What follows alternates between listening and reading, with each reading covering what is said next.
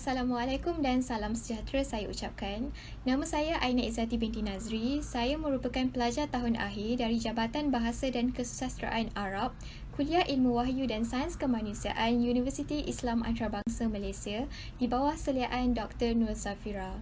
Pada hari ini, tajuk kajian saya ialah nilai-nilai kemanusiaan yang terdapat dalam hikayat Kalilah wa Dimnah karya Abdullah Ibnu Al-Muqaffa. Kita mulakan dengan pendahuluan. Kalilah wa Dimnah merupakan sebuah karya yang telah dikarang oleh ahli falsafah India iaitu Baidaba.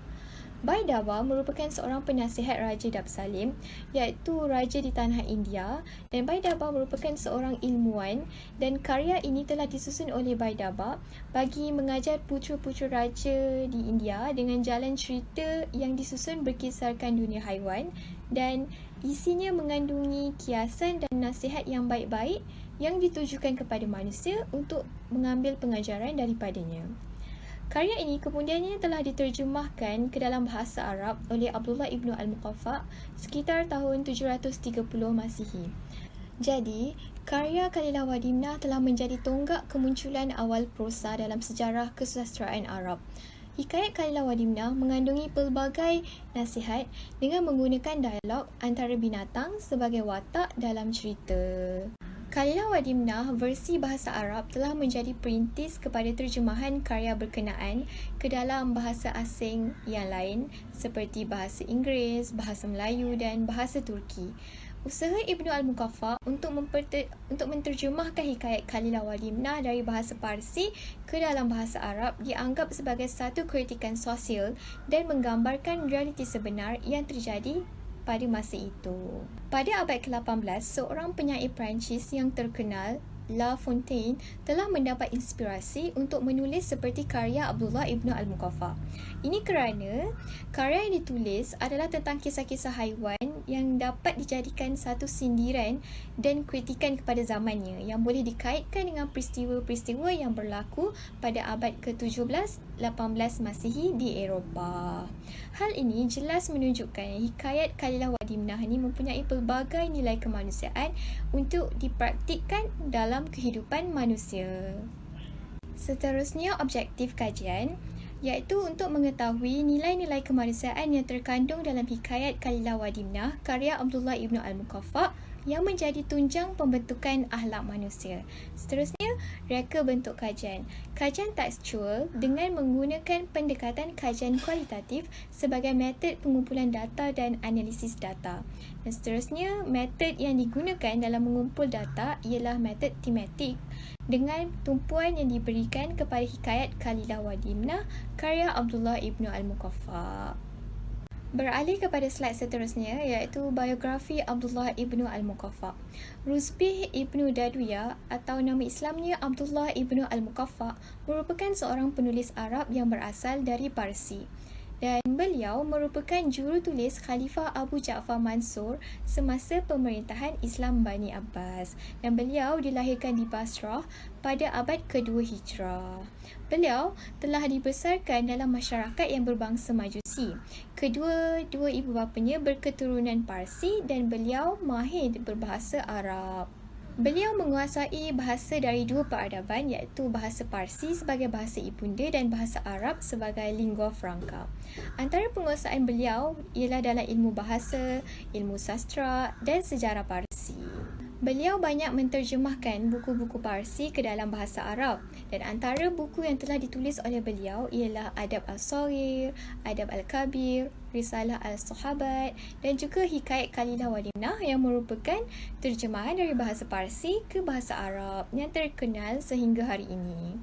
Beliau telah menjadi pelopor gerakan penterjemahan karya untuk karya Parsi, Rom dan Yunani ke dalam bahasa Arab. Slide seterusnya berkenaan hikayat Kalilah wa Dimnah. Hikayat Kalilah wa Dimnah berbentuk fabel menggunakan dunia haiwan untuk menjadi watak utama, latar dan tonggak yang mencerminkan dunia manusia. Gaya dan cara penulisannya adalah menggunakan banyak perumpamaan, kiasan, teladan-teladan dari kisah binatang dari bahasa klasik yang tinggi. Dengan watak utamanya seekor serigala bernama Dimnah bersama sahabatnya juga seekor serigala yang bernama Kalilah. Walaupun mengandungi perumpamaan yang berlatar belakangkan binatang, tetapi ia menggambarkan realiti sebenar yang terjadi dalam kehidupan manusia. Hikayat Kalilah Wadimna berasal dari negara India yang dikarang oleh Baidaba, dan bahasa asal manuskrip ini adalah dalam bahasa Sanskrit. Dan karya ini telah diterjemahkan oleh Abdullah Ibn Al-Muqaffa tanpa mengubah maksud daripada karya asli yang ditulis oleh Baidaba. Tujuan Baidaba menulis karya Kalilah Wadimna ini ialah disebabkan oleh permintaan Raja Dab Salim. Raja Dab Salim ialah raja di negara India, dan Raja Dab Salim telah meminta Baidaba untuk membuat sebuah karya untuknya. Dan Baidaba bersetuju dan meminta Raja Dab Salim memberinya masa untuk menyiapkan karya tersebut. Setelah karya ini siap ditulis, Raja Dab Salim ingin memberi penghargaan kepada Baidaba, tetapi beliau menolaknya. Baidaba hanya mahu raja menyimpan dan menjaga tulisannya agar tiada sesiapa yang mengambilnya. Jadi karya ini telah menjadi tonggak kemunculan prosa dalam sejarah kesusastraan Arab.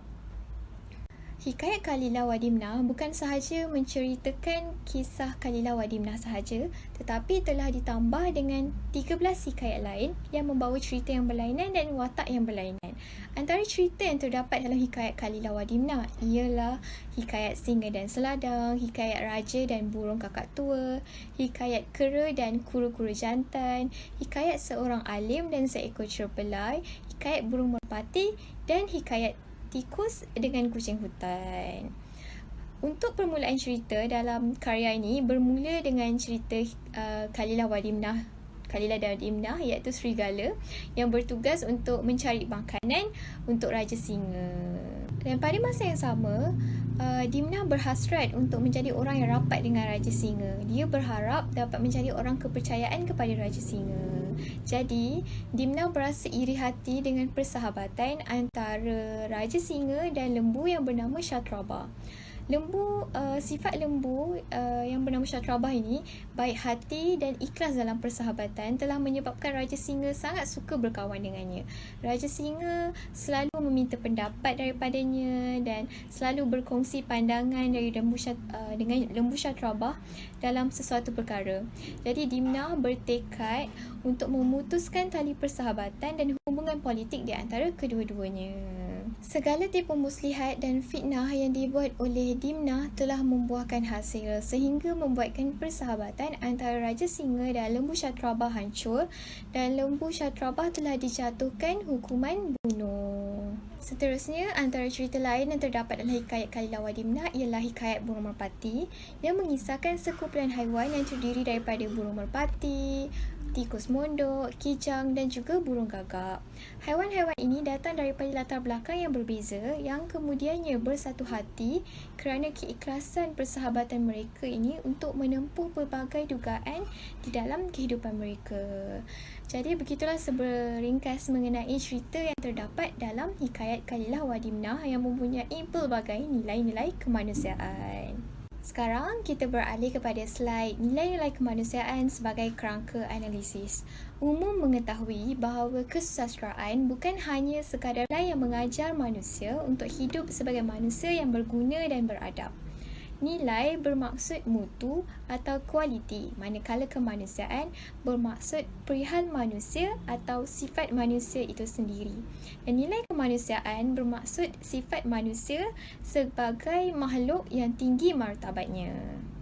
Antara nilai-nilai kemanusiaan yang terdapat dalam hikayat Kalilah Wadimna ialah yang pertama, bersabar. Ini dapat dibuktikan dalam hikayat seorang alim dan seekor cerpelai. Seorang alim telah dikurniakan anak selepas beberapa tahun berkahwin dengan isterinya, dan dia mempunyai seekor haiwan kesayangan iaitu seekor cerpelai.